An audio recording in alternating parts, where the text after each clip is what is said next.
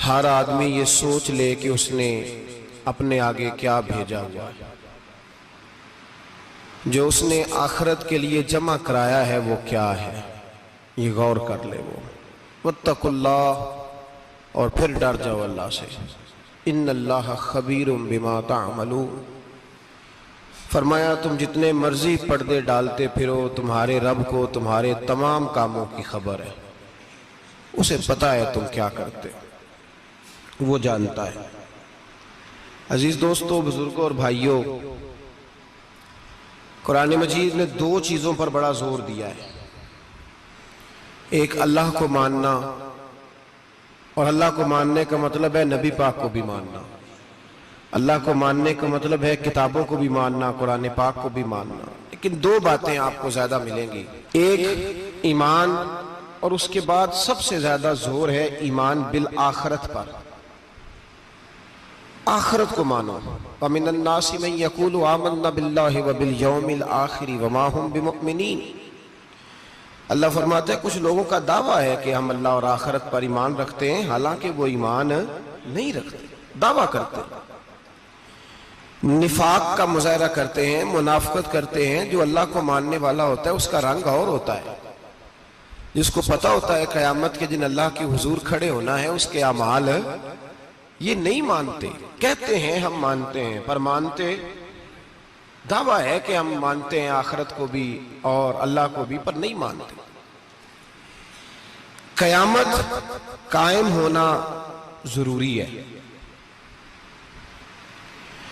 اگر وقوع قیامت نہ ہو تو ظالم کی تو موجیں لگ گئیں، جابر تو موج کرے گا، فاسق اور فاجر تو کہیں گے دنیا میں بھی ہم اپنے اقتدار کے زور پر جیتے رہے، آج بھی ہمیں پوچھنے والا کوئی نہیں۔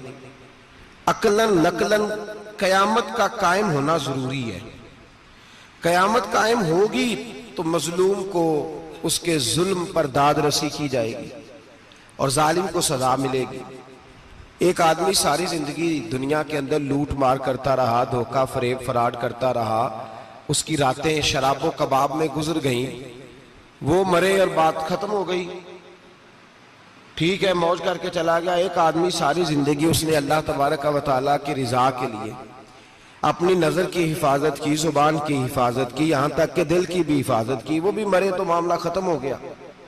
اس طرح تو پھر سرکش کا کچھ بنے گا ہی نہیں۔ نظام زندگی ساری اس کی سوچ ختم ہو کے رہ جائے گی اگر قیامت قائم نہیں ہوتی۔ قیامت کا قائم ہونا حق ہے، اس لیے قرآن مجید نے ایک جگہ پہ نہیں 20 جگہ پہ یہ بیان فرمایا ہے کہ قیامت ضرور قائم ہوگی، قیامت، اور وہ قائم ہو کر اپنے سارے لوازمات سمیت قائم ہوگی۔ میرے نبی پاک صلی اللہ علیہ وسلم نے فرمایا مظلوم کو حق ملے گا، ظالم کو سزا ملے گی۔ جابر اس دن اللہ کی بارگاہ میں رسوا کیے جائیں گے، جن پر جبر کرتے رہے انہیں اللہ کے حضور سے عطا کیا جائے گا۔ قیامت کا وقوع ہونا ضروری ہے، اور قیامت تو جب قائم ہوگی تب ہوگی، دنیا میں بھی ایسا ہوتا ہے۔ ظلم کا انجام ٹھیک نہیں ہوتا، جبر کا انجام، جھوٹ کی زندگی لمبی نہیں ہوتی، دھوکے فریب فراڈ ملمہ سازی، ان چیزوں کی عمریں اللہ نے تھوڑی رکھی ہیں۔ وقتی طور پر ظالم کو، دھوکے باز کو، جابر کو جو مہلت ملتی ہے وہ سمجھتا ہے میری سیاست کام کر رہی ہے، وہ سمجھتا ہے میں بڑا دانا ہوں، بڑا چالاک ہوں، دیکھ لو اتنے ظلم کے، جبر کے، دھوکے کے باوجود بنا ہوا ہوں۔ حالانکہ اللہ کی طرف سے اسے مہلت ملتی ہے اور بڑا ہی مہربان ہے، مہلت اس طرح دیتا ہے کہ میرے نبی پاک علیہ السلام نے فرمایا جب میرا مسلمان نیکی کرتا ہے تو اللہ فرشتوں سے فرماتا ہے 70 گنا بڑھا کے لکھ لو اس کی نیکی، 70 گنا، اور جب گناہ کرتا ہے تو اللہ فرماتا ہے ٹھہر جاؤ ابھی لکھنا نہ، اسے ٹائم دو۔ یا اللہ کتنا؟ فرمایا 24 گھنٹے تو دو، ہو سکتا ہے توبہ کر لے، یہ اس کی مہربانی ہے۔ اب وہ جو اللہ نے مہلت دی ہے نا کہ شاید توبہ کر لے، لوگ سمجھتے ہیں میری چالاکی کی وجہ سے نظام سیٹ چل رہا ہے، میں بڑا تیز ہوں، 2 4 5 باتیں بولتا ہوں سب صحیح ہو جاتا ہے۔ لوگ اس کو اپنی دانائی سمجھ لیتے ہیں، حالانکہ وہ اللہ کی طرف سے۔ فرعون نے کئی 100 سال حکومت کی، اس طرح اس نے ظلم کیے کہ لاکھوں اور ہزاروں بچے قتل ہی کرا دیے. 12,000 عورتوں کے پیٹ میں حمل تھا اس نے ضائع کرا دیا. جب حضرت موسیٰ علیہ السلام اپنی قوم کو لے کے نکلے، رستے میں دریا آ گیا، فرعون پیچھے لگا ہوا تھا. وَإِذْ فَرَقْنَا بِكُمُ الْبَحْرَ فَأَنْجَيْنَاكُمْ، اللہ فرماتے تمہارے لیے میں نے دریا کو پھاڑا اور تمہیں نجات دے دی. وَأَغْرَقْنَا آلَ فِرْعَوْنَ، اور فرعون کو غرق کر دیا. وَأَنْتُمْ تَنْظُرُونَ، تم کھڑے دیکھ رہے تھے. اب جب حضرت موسیٰ دریا کے کنارے پہنچے تو فرعون بھی پیچھے آیا. فرعون لوگوں سے کہا کرتا تھا کہ میں کہتا ہوں تو دریا چلتا ہے، میں کہتا ہوں تو ہوائیں آتی ہیں، میرے حکم کے پابند ہے سارے. جاگ رہے ہیں نا آپ حضرات؟ غور فرمائیے گا بات پر. دعویٰ تھا اس کا کہ میں کہتا ہوں تو نظام زندگی چلتا ہے. اب جب دریا کے کنارے پہنچی حضرت موسیٰ علیہ السلام تو اللہ نے حکم دیا کہ آپ عصا ماریں. جناب موسیٰ نے عصا مارا، 12 رستے بن گئے. اب حضرت موسیٰ کی قوم گزر رہی تھی تو فرعون سے پوچھنے لگے کہ تو کہتا تھا میرے حکم سے چلتا ہے، تو وہ تو حضرت موسیٰ نے ڈنڈا مارا ہے تو رستہ بن گیا ہے.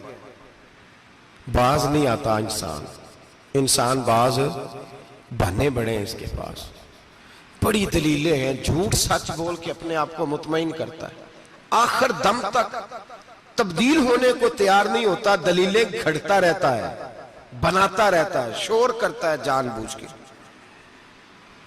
بھئی تو کہتا تھا میرے چلانے سے چلتا ہے، تو باز ابھی بھی نہیں آیا. کہنے لگا میں نے ہی حکم دیا ہے کہ ذرا پھٹ جا، مجھے یہ زندہ چاہیے. باز رسی جل گئی بال، کہنے لگا میں نے ہی کہا ہے دریا کو کہ یہ مجھے زندہ چاہیے، میرے بھاگے ہوئے ہیں تو اس لیے پھٹا ہے، تو آؤ میرے ساتھ دریا کراس کریں. تو پتا تو ان کو بھی تھا نا جتنا تو رب بنا ہوا ہے، پتا تو تھا، سارے جانتے تھے. کہنے لگے تو پہلے کراس کر، اگر تو بچ گیا تو ہم بھی پیچھے آتے ہیں. اب چاروں ناچار. ایک روایت تو یہ ہے کہ یہ جب خدائی کا دعویٰ کرتا تھا نا، تخت پہ بیٹھا ہوتا تھا، تو ایک دن حضرت جبریل آئے اس کے پاس انسانی شکل میں. تو کہنے لگے میں بڑی دور سے آیا ہوں تو ایک مسئلہ پوچھنا تھا. کہا پوچھو. کہنے لگے ایک غلام تھا کسی بادشاہ کا، تو بادشاہ نے اسے تھوڑی دیر کے لیے ایک علاقے کی سربراہی دے دی. کتنی دیر کے لیے ہمیں سربراہیاں ملتی ہیں؟ کیوں جی؟ تھوڑی دیر کے لیے ملتی ہے نا. تھوڑی دیر کے لیے سربراہی دے دی ایک غلام کو. ذرا بات کو سمجھیے. حضرت جبریل پوچھتے ہیں، کہتے ہیں سربراہی مل گئی. اب وہ مالک ہی بن کے بیٹھ گیا ہے، وہ بات ہی نہیں سنتا. اس کو تھوڑی دیر کے لیے بنایا تھا، وہ تو خدائی کا دعویٰ کرنے لگا ہے. آپ بتائیں اس کا انجام کیا ہونا چاہیے؟ یہ مسئلہ پوچھنے آیا ہوں. تو فرعون کہنے لگا اس کا انجام یہ ہے کہ اسے پانی میں گوتے دے دے کے مار دے. انجام کیا ہے؟ بولیے کیا انجام ہے؟ کیا انجام ہے جی؟ پانی میں. اللہ اکبر. اپنی سزا تجویز کر رہا ہے. اس کی سزا کہ اسے پانی میں گوتے دے دے کے مارو ظالم کو. اسے تھوڑی دیر کے لیے بنایا تھا اور وہ چھائی گیا ہے، قبضہ ہی کر گیا ہے. حضرت جبریل کہنے لگے جی آپ لکھ کے دے دیں گے؟ کہنے لگا لاؤ لکھ دیتے ہیں. لکھوا لیا. جناب جبریل رکا لے کے تشریف لے گئے. اب جب فرعون دریا میں آیا نا تو اللہ نے حکم دیا مل جا. جب دریا ملا چیخنے لگا تو حضرت جبریل آئے. کہنے لگے تیرا ہی فتویٰ ہے، یہ تیری سزا ہی ہے نا. ہم بھی بڑی سزائیں تجویز کرتے ہیں. یہ جھوٹا ہے جی، اس کا تو فلانا علاج ہونا چاہیے. تو اگر تو جھوٹ بولے تو یہ فلانا بڑا جاور ہے جی، اس کے ساتھ اس طرح ہونا چاہیے. تو اگر تو یہ کام کرے تو جو سزا تو لوگوں کے لیے تجویز کر رہا ہے تو اپنے بارے میں بھی سوچ. اب جب گوتے آئے نا، آخری وقت دیکھا وہ فرعون جو کہتا تھا میری مرضی سے دریا چلتا ہے. علامہ ساوی نے تفسیر ساوی میں لکھا ہے تڑپ کے رونے لگا. جب یہ مزاج ہے، ایک دفعہ اوپر آتا ہے آدمی جب دریا میں جاتا ہے، اوپر آیا تو چیخنے او میرے حواریو خدا کا واسطہ مجھے بچاؤ. کہنے لگے تو کہتا تھا میری مرضی سے چلتا ہے. بے بسی ہے، تڑپتا ہے، روتا ہے. وارث شاہ مان کری نہ وارثہ دا، رب بے وارثہ کر کے مار دائی. تڑپ رہا ہے، چلا رہا ہے، کوئی مدد کو نہیں پہنچتا. اب جب آخری ہوتا آیا تو کہنے لگا آمنا بے رب موسیٰ و ہارون. میں موسیٰ کے رب کو بھی مان گیا، ہارون کے رب کو بھی. اللہ نے فرمایا نہیں، اب تیرا ماننا قابل قبول ہے. اس وقت ماننا تھا جب تجھے مہلت دی تھی، جب تو جوان تھا.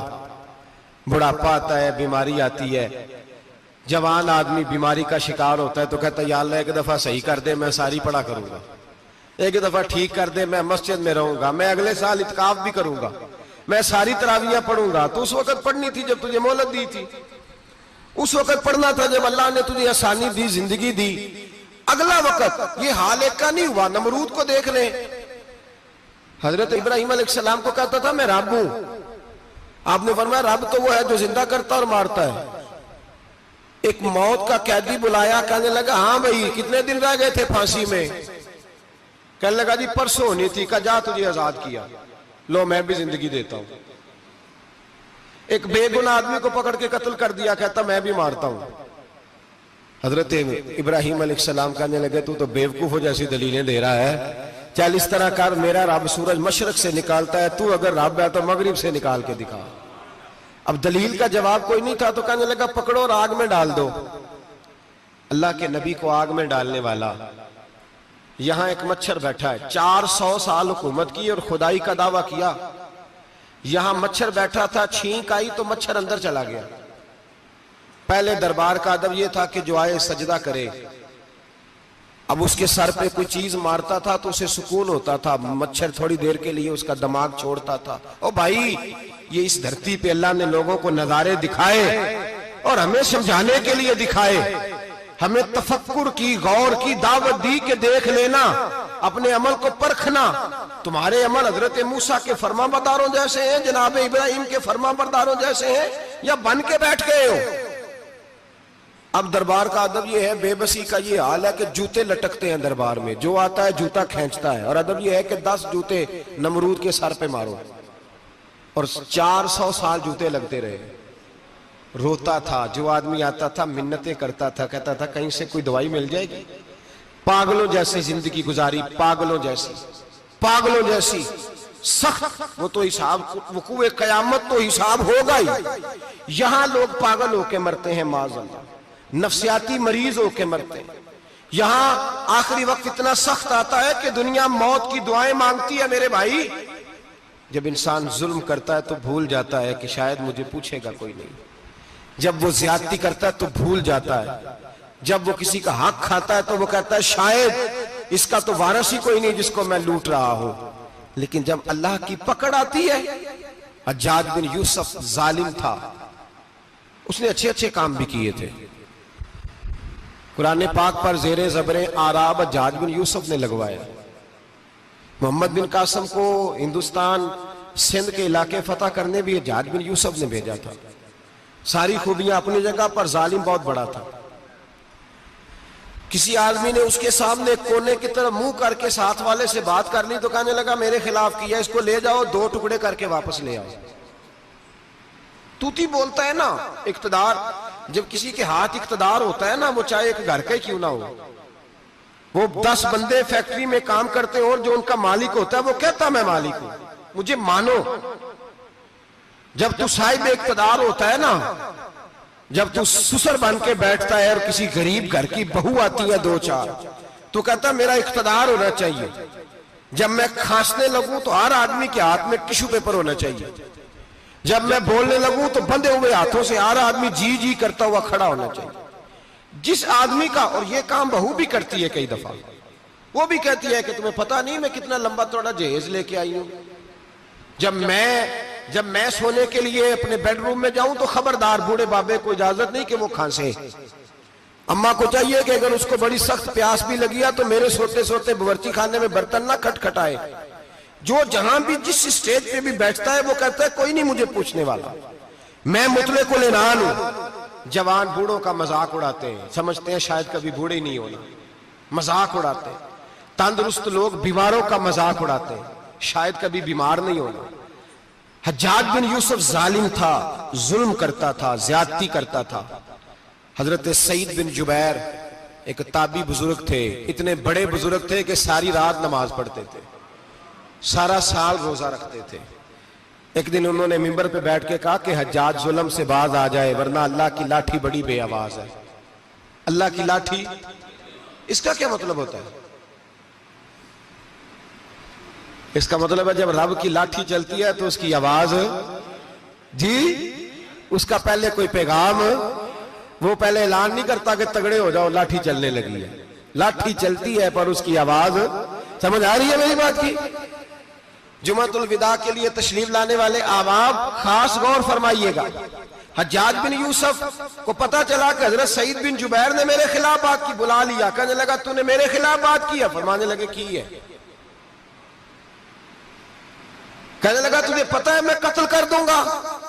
آپ فرمانے لگے نہ تو زندگی کا مالک ہے نہ موت کا مالک ہے، تو کیسے قتل کر؟ کہنے لگا تجھے پتا ہے میرا؟ فرمایا میں نے تجھے نہیں، میں نے تو کئی شداد، کئی حماد، کئی قارون، کئی فرعون، کئی نمرود دیکھے، کئیوں کی داستانیں سنی، تو کون ہے؟ تو چھوٹا سا ہے. ایک جملہ ہے ملا جلال الدین رومی کا، بڑے درویش تھے، ایک بات کہہ گئے. کہنے لگے نمرود جتنے پیسے نہیں، فرعون جتنی حکومت نہیں، قارون جتنی دولت نہیں، ورنہ فرمانے لگے میرے زمانے میں بھی کئی لوگوں کا خدا بننے کو دل کرتا ہے، کئی لوگوں کا دل کرتا ہے، لیکن نمرود جتنے پیسے، فرعون جتنی طاقت اور قارون جتنی دولت نہیں، ورنہ ہو سکتا ہے لوگ دعویٰ کر جائیں معاذ اللہ ثم معاذ اللہ. یہ آج سے کئی سو سال پہلے وہ کہہ رہے ہیں، آج تو حالات بڑے ابتر ہیں، اس کی نسبت خطرناک. فرمانے لگے حضرت سعید بن جبیر تو زندگی موت کا مالک نہیں. کہنے لگا پکڑو، قتل کرو اسے، لے جاؤ.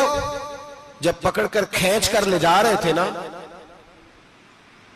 تو حضرت سعید بن جبیر مسکرانے لگے. اب ظالم کے سامنے مسکرائے تو اس کو بڑا غصہ آیا، یہ میرا مذاق اڑاتا ہے. بلا لیا، ادھر آؤ، کیوں مسکرا رہے ہو، کیا ہوا؟ تو حضرت سعید بن جبیر کہنے لگے میں مسکرا رہا ہوں تیری بیوقوفی پر اور اپنے اللہ کی دی ہوئی ڈھیل پر. میں مسکرا رہا ہوں کہ یا اللہ کیا بات ہے، کیا تیرا شان ہے، کیسے لوگوں کو ڈھیل دی ہوئی ہے. میں مسکرا رہا ہوں تیری بیوقوفی پر کہ تو سمجھتا ہے شاید مجھے پوچھنے والا کوئی نہیں. کہنے لگا اس کو باہر نہ لے جاؤ، میرے سامنے قتل کرو.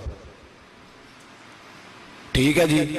قتل کرنے لگے تو حضرت سعید بن جبیر نے منہ کعبے کی جانب کر لیا. انی وجہت وجہی للذی فطر السماوات والارض حنیفا وما انا من المشرکین. جب آپ نے یہ آیتیں پڑھی نا کہ میں نے منہ کر لیا ہے اپنے رب کی جانب، کرو مجھے قتل. کہنے لگا نہیں نہیں، اس کا منہ پھیرو، کعبے کی طرف ہو کے قتل نہ ہو. ہے ظالم پر پاگل ہو گیا ہے. حضرت سعید بن جبیر کے حوصلے نے شکست دے دی، ناکام ہو گیا، مخبوط الحواس ہو. کہنے لگا اس کا منہ پھیر دو. جب کعبے سے پھیرا تو آپ فرمانے لگے للہ المشرق والمغرب فإنما تولى فثم وجه اللہ. اللہ فرماتا ہے تو مشرق اور مغرب سارا ہی اللہ کا ہے، جدھر بھی منہ کرو گے ادھر اللہ ہی اللہ ہے، جدھر بھی منہ کرو گے ادھر اللہ ہی اللہ ہے چاروں جانب. پھیر دے جدھر منہ پھیرنا ہے تو نے. پھیر دیا منہ. حضرت سعید بن جبیر کے گلے پہ خنجر رکھا تو آپ نے ہاتھ اٹھائے، کہنے لگے اے اللہ میرے بعد اسے کسی اور پر مسلط نہ کرنا، میرے بعد کسی اور پر مسلط نہ، بس میں آخری ہوں. جب آپ ذبح ہوئے تو اتنا خون نکلا کہ لوگ کہتے ہیں جتنا اونٹ کے وجود سے نکلتا ہے. تر ہو گیا سارا اس کا دربار. ایک سمجھدار آدمی کو بلا کے کہنے لگا اتنا خون میں نے بڑے بندے قتل کرائے ہیں پر اتنا خون نہیں نکلا. تو وہ کہنے لگے لوگ مر جاتے ہیں، مرتے وقت ڈر جاتے ہیں، سہم جاتے ہیں، خون سکڑ جاتا ہے. لگتا ہے یہ شخص جب دنیا سے گیا ہے تو ڈٹ کے گیا ہے، یہ ڈٹ کے گیا ہے دنیا سے. حجاج بن یوسف رات کو سویا تو تڑپ کے اٹھا. کیا ہوا؟ گھر والے کہنے لگے کیا ہوا؟ کہنے لگے سعید بن جبیر خواب میں آیا اور کہتے ہیں اٹھ مجھے بتا تو نے مجھے کیوں قتل کیا، بتا کیوں مارا. اگلی رات پھر سویا تو وہی خواب، پھر سویا تو وہی خواب. گناہ نفسیاتی مریض بنا دیتا ہے، ظلم تجھے مخبوط الحواس کر دیتا ہے. جب تو زیادتی کرتا ہے تو اللہ فرماتے ہیں کہ تو اللہ کو بھولتا ہے، اللہ تجھے اپنا آپ بھلا دیتا ہے. پھر تو بھول جاتا ہے، پھر تو سیدھے رستے پہ چلتا ہے پر بھٹک جاتا ہے، پھر تو صحیح رستوں کا تعین کر کے بھی گمراہ ہوتا ہے، پھر تو روز وہی گاڑی چلاتا ہے پر اب جب تو بریک لگاتا ہے تو نہیں لگتی. جب گناہوں کے ساتھ تو مخبوط الحواس ہوتا ہے تو روز وہ کاروبار کرتا ہے، لیکن جب تیرے گناہ تجھے گھیر لیتے ہیں پھر اسی کاروبار میں تو نقصان اٹھاتا ہے. حجاج بن یوسف تڑپتا ہے، روتا ہے، یہاں تک کہ بیمار ہو گیا. پیٹ میں درد ہوتی ہے پتہ نہیں کیا ہوا، تکلیف ہوتی ہے پتہ نہیں، سارے حکیم طبیب ڈاکٹر کوئی نہ سمجھ سکا کہ بیماری کیا ہے۔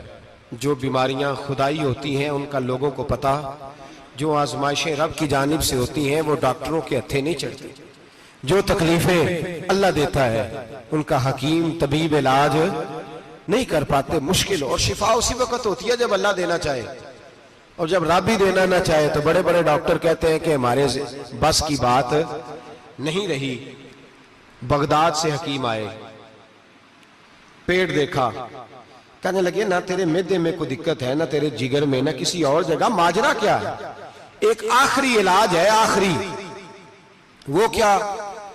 گوشت کا چھوٹا سا ٹکڑا دھاگے کے ساتھ باندھ کے منہ میں ڈالا، اور پھر ایک باریک سا تنکا لے کے اس کو اندر ڈالنے لگے گلے میں۔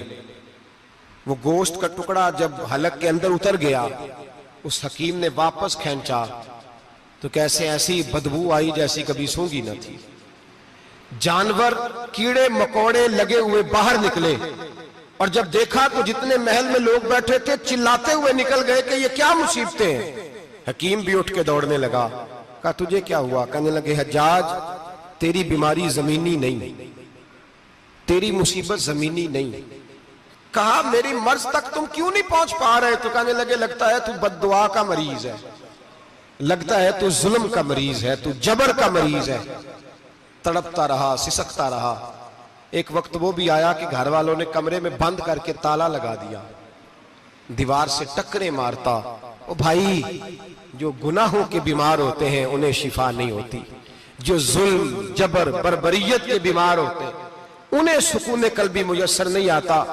دوائیاں ان بیماریوں کی بنی ہوئی ہیں جو بیماریاں زمینی ہیں، جو بیماریاں خوراک کی بد پرہیزی سے ہوتی ہیں، جو گناہوں کی بد پرہیزی سے ہوتی ہیں، ان کی بیماریاں، ان کی شفا توبہ ہے، ان کی شفا رجوع اللہ ہے، ان کی توبہ اللہ سے معافی مانگنے سے شفا ہوتی ہے۔ حجاج جب مرنے لگا تو بلایا، یہ رنگ بھی ذرا ملاحظہ کیجئے گا، دو چار قریبیوں کو بلایا، پتہ ہوتا ہے نا اپنے کرتوتوں کا آدمی کو، پتہ سارا ہے سردار نو کیتیاں دا، پتہ ہوتا ہے سارا۔ بلا کے کہنے لگا جب میں مر جاؤں تو مجھے رات کو دفن کرنا۔ کیوں بھئی عورت ہے؟ کہنے لگا نہیں رات کو دفنانا۔ ٹھیک ہے رات کو دفنا دیں گے۔ پھر کہنے لگا جب صبح ہو جائے تو صبح ہونے سے پہلے پہلے میری قبر زمین کے برابر کر دینا، نشان مٹا دینا۔ کہا وجہ؟ تو کلمہ پڑھتا ہے، حضور کا حکم ہے کہ قبر کم از کم ایک بالش، ایک گیٹ اونچی ہونی چاہیے زمین سے کم از کم، تو تیری قبر مٹا دے، وجہ؟ پتہ ہوتا ہے اپنے ظلموں کا۔ کہنے لگا مجھے پتہ ہے لوگ میرے مرنے کے بعد میری قبر بھی نہیں چھوڑیں گے، دنیا میں تو میرے جبر کی وجہ سے کوئی آ نہ سکا، لیکن میری قبر بھی لوگ جنازوں میں باتیں شروع کر دیتے ہیں۔ جنازوں میں نے ایسی بھی داستانیں سنی ہیں کہ کوئی مرا تو لوگ جوتوں کا ہار قبر پہ ڈال آئے۔ نہیں بھائی، تو جب زندہ تھا تو تیرے جبر ظلم کی وجہ سے نہیں کو بول سکا۔ ایک تو ہے قیامت میں حساب ہوگا، یہاں دنیا میں حساب ہونے لگتا ہے۔ اتنی لمبی زبانیں لوگوں کی لٹک کر مرتے وقت باہر نکل آتی ہیں۔ دعا کریں، جمعہ ہے، اللہ تعالیٰ ایمان کی موت عطا فرمائے۔ دعا فرمائے رب تعالیٰ اللہ تبارک و تعالیٰ توبہ کر کے جانے کی توفیق عطا فرمائے۔ جاگے جاگے اور سنے اور دعا کرے، اے اللہ تو ہمیں ظلم سے ویسے ہی محفوظ فرما، اگر ہم زیادتی کرنے لگے تو اے اللہ ہمیں اس سے منع فرما، ہمیں اس سے تو یہ توفیق دے کہ ہم باز آ جائیں اس گناہ سے۔ میرے بھائی، ایک تو دنیا میں سزا ہے، پھر قیامت کی سزا ہے، اور وہ زیادہ سخت ہے، وہ زیادہ سخت ہے۔ ہم لوگوں نے نا ہیلے بہانے بڑے بنائے ہوئے ہیں۔ بینک کے ساتھ کاروبار کرنے والا کہتا ہے نہیں نہیں مجبوراً لیا ہے، مجبوراً مر رہا تھا تو آخری لبوں پہ تھا تو جائز ہے، جائز ہے۔ اس وقت جب تجھے کھانے کو لقمہ نہ لگے تو حرام کھانا بھی جائز ہے۔ کیا دقت تھی؟ کیوں اللہ رسول کے مقابلے میں کھڑا ہوا تو؟ کیوں سود کا دھندا کیا؟ کیا تکلیف تھی؟ کہاں تو الجھ گیا تھا؟ ہم جان بوجھ کے اپنے لیے جہنم کٹھی کرتے ہیں، پھر کہتے ہیں سکون نہیں زندگی میں۔ کہاں سکون آئے گا؟ کیسے آئے گا؟ ہم نے خود آگ لگائی ہے چمن میں اپنے۔ جو قیامت کی سزا ہے میرے نبی پاک علیہ السلام نے فرمایا رب تمہیں سامنے کھڑا کرے گا. اور کس طرح کھڑا کرے گا؟ فرمایا لوگوں کے وجود سے کپڑے اتر جائیں گے, زمین اس طرح دہکے گی جس طرح تانبا زمین پہ رکھا جائے اور آگ جلائی جائے. تانبا دیکھا آپ لوگوں نے؟ یہ بھی گرمی گزری ہے نا, تو فرش پر جب سورج پڑتا تھا تو ننگے پاؤں چلا نہیں جاتا تھا. صحیح کہہ رہا ہوں؟ ننگے پاؤں, بچے کا پیر زمین پہ لگتا تو چیخ اٹھتے ہیں, کہتے ہیں اوہ جل گیا پیر. حالانکہ یہ فرش دنیا کے, اور اگر تانبے کے اندر خاصیت ہے کہ اگر کوئی دھات جلدی اور زیادہ گرم ہوتی ہے تو وہ تانبا ہے. میرے نبی نے مثال دی تو اس کی دی جو سخت تھا, فرمایا تانبے کی طرح زمین تپائی جائے گی اور پھر ننگے پاؤں رب تمہیں کھڑا کرے گا. آج سورج کی پشت تمہاری جانب ہے, قیامت میں منہ تمہاری جانب ہوگا. نیزہ آپ نے دیکھا ہوگا, نیزہ ہوتا تھا. فرمایا یہ جو تم نیزے دیکھتے ہو صرف 1.25 نیزے کے برابر سورج قریب آ جائے گا, اور پھر اللہ تمہیں سامنے کھڑا کر کے تم سے سوال جواب کرے گا. اور حضور نے کہہ دیا ہے تو اب کسی نعت خواں کے کہنے سے بات بدل سکتی, کسی پیر کے کہنے سے جملہ بدل سکتا, کسی خطیب کے کہنے سے فکر نہ کرنا وہ سامنے جنت پڑی ہے, اب بات بدل سکتی؟ خدا کی رحمت پر بھروسہ رکھنا ضروری ہے, نبی پاک کی شفاعت کی امید رکھنا, بولیے. لیکن جو حضور نے بیان کیا ہے اس کو ماننا بھی یہ بھی ضروری ہے. میرے نبی پاک نے فرمایا اللہ تم سے حساب لے گا اور اللہ پوچھے گا, تم نے جواب دینا ہے. حضور کس کس شے کا؟ فرمایا جو پہنتے ہو اس کا جواب نہیں دینا, جو کھاتے ہو اس کا جواب نہیں دینا, جو اللہ کے راستے میں دیتے ہو اس کا جواب, باقی ہر شے کا جواب دینا ہے. ادھر جو پلاٹ ہے اس کا بھی جواب دینا ہے, اور جی وہ جو بچوں کو پیسے بتائے ان کا بھی جواب دینا ہے, جو چھپائے ہیں ان کا بھی. ثم لتسألن یومئذ عن النعیم, جو کمیٹی اپنے محلے میں ڈالی ہے اس کا بھی جواب دینا ہے, جو سسرال کے علاقے میں ابا جی سے چوری ڈالی ہوئی ہے اس کا جواب بھی, سب کا جواب دینا ہے, تمام حساب کتاب. اور اللہ فرماتے ہیں میں سامنے کھڑا کر کے ہر سوال کا تجھ سے جواب, تجھے ہر سوال کا جواب. اچھا یہ جو بڑے لوگ تھے وہ حساب سے ڈرتے تھے, ہم چھوٹے لوگ ہیں ہم حساب سے ہم نہیں ڈرتے, ہم کہتے ہیں دیکھی جائے گی. بڑے لوگ جو تھے وہ حساب سے, حضرت ابو بکر صدیق دعا کرایا کرتے تھے, دعا کرو اللہ مجھ سے حساب نہ پوچھے. حضرت عمر فاروق رضی اللہ تعالیٰ عنہ اپنے بیٹے سے کہتے تھے بیٹا اپنے باپ کے لیے رحمت کی دعا کرنا, میں درگزر والا ہوں, میں حساب والا کوئی نہیں. بڑے لوگ ڈرتے تھے, بڑے لوگ. حضرت عثمان غنی قبر پہ کھڑے ہوتے تھے تو داڑھی آنسوؤں سے بھیگ جاتی. غلام کہتے ہیں حضور 3 دفعہ نبی پاک نے آپ کو جنت کی بشارت دی ہے, 3 دفعہ بشارت دی ہے, تو آپ کیوں اتنا روتے ہیں؟ عثمان غنی فرماتے جس رسول نے مجھے جنتی کہا ہے اسی محبوب نے مجھے فرمایا تھا عثمان قبر آخرت کی منزلوں میں سے پہلی منزل ہے. اور آپ فرماتے میرے تو کمرے میں دیا گل ہو جائے تو مجھے ڈر لگتا ہے, اس میں تو مکمل اندھیرا ہے. آپ فرماتے کھڑکیاں بند ہو تو دم گھٹنے لگتا ہے, اس کو تو دروازہ ہی کوئی نہیں, روشن دان تک نہیں. بھائی جو بڑے تھے وہ ڈر رہے تھے. مولا علی شیر خدا نماز کا وضو کر کے کانپتے تھے, کانپتے. علی آپ مرحب کے سامنے نہیں کانپے, خیبر کا دروازہ اکھاڑتے نہیں کانپے, بدر احد خندق حنین اور خیبر میں نہیں کانپے, تو یہاں آپ فرمانے لگے مالک کے سامنے جاتے ہوئے ڈر آتا ہے. بڑے لوگ کانپتے تھے, بڑے لوگ. آج کون سا جمعہ ہے؟ سارے بولیے. حالانکہ یہ اگلے سال دوبارہ آئے گا, ہمارا نہیں پتا کہ ہم ودا ہو جائیں کہ کیا بنے. یہ کون سا جمعہ ہے؟ آیا جمعۃ الوداع, آئے ہم پڑھ گئے. آج ایک فکر لے کر کے جانا, ایک سوچ, جہاں روز رات کو بیٹے کی ٹینشن, بیٹی کی ٹینشن, بھائی کی ٹینشن, پوتے کی ٹینشن ہوتی ہے نا, ایک ٹینشن اور اپنے آج ایک ٹینشن بڑھا لو, قبر کی ٹینشن پیدا کر لو, قیامت کی تھوڑی سی فکر کر لو, تھوڑی سی, ایک لمحے کے لیے صحیح تھوڑا خیال پیدا کرے. حضرت حسن بصری نام سنا ہوا ہے نا, یہ حضرت علی کے شاگرد ہیں, نبی پاک کے گھر میں آ جاتے تھے کئی دفعہ, بچے تھے جب. حضرت حسن بصری تابعی ہیں, فرماتے خانہ کعبہ میں عمرہ کرنے گیا, طواف کعبہ کر رہا تھا تو بڑا عجیب منظر ہوا, رات کی تنہائی ہوئی. اس وقت کئی دفعہ طواف بند بھی ہوتا تھا, اس لیے ایک رش کم ہوتا تھا تو رات کو سب سو جاتے تھے.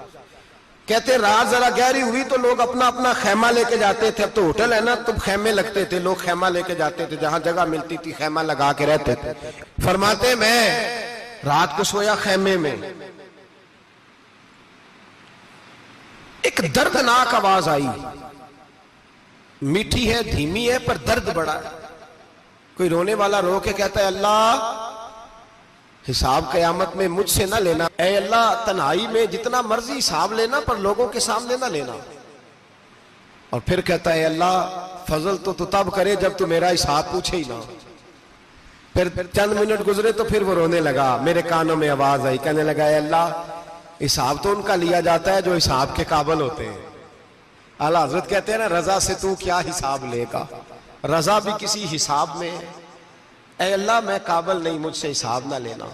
کہتے تھوڑی دیر گزری تو پھر وہ رونے لگا, پھر ذرا سانس سنبھلے تو پھر کہنے لگا اے اللہ میں تو لوگوں کو کوئی بندہ حساب پوچھ لے تو نہیں دے سکتا, میں تجھے کیسے حساب دوں گا. پھر تڑپنے لگا. کہتے تھوڑی دیر گزری تو پھر ایک لفظ انہوں نے کہے رونے والے نے, کہنے لگے اللہ دیکھ تیرے محبوب کا فرمان ہے جو معافی مانگے تو اسے معاف کر دیا کرتا ہے. اے اللہ میں معافی مانگنے آیا ہوں اور مسجد نہیں آیا, میں کعبۃ اللہ ہی آ گیا ہوں. کہتے ہیں وہ اتنا روئے کہ چیخ آئی ان کی, اور جب دھڑام سے کوئی زمین پہ گرا تو میں پریشان ہوا کہ اب تو بے ہوش ہو گیا.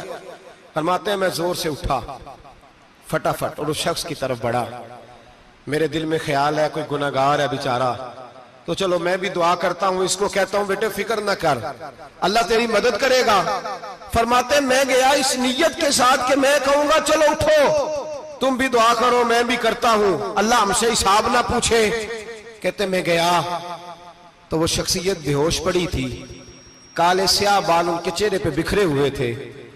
کہتے ہیں لوگوں جب میں نے زلفیں ہٹائیں چہرے سے تو میرا وجود کانپنے لگا آسمان ٹوٹ پڑے گا, زمین پھٹ جائے گی, ستارے بکھر جائیں گے, آج بہہ جائیں گے سمندر.